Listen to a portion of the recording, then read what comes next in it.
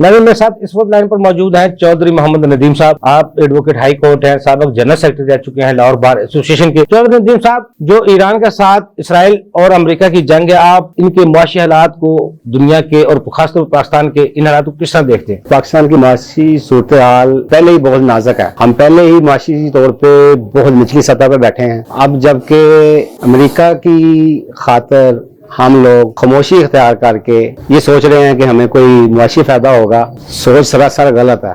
इसके बावजूद भी अगर हम खामोश भी बैठे रहे तो हमारी मुआशी सूरत हाल जो की त्यों रहेगी। इसलिए इस सूरत हाल में पाकिस्तान को बोल्ड स्टेप लेते हुए खामोशी तोड़ के ईरान का साथ देना चाहिए। बहुत शुक्रिया नदीम चौधरी साहब, आपने हम टाइम दिया। नाज़रीन, हमारे एक्सपर्ट के आपने गुफ्तगू सुनी। अगले प्रोग्राम तक लिए इजाजत दीजिए। अल्लाह हाफ़िज़। पाकिस्तान जिंदाबाद। देखिए प्रोग्राम टैक्स और अफजल अयूबी के साथ।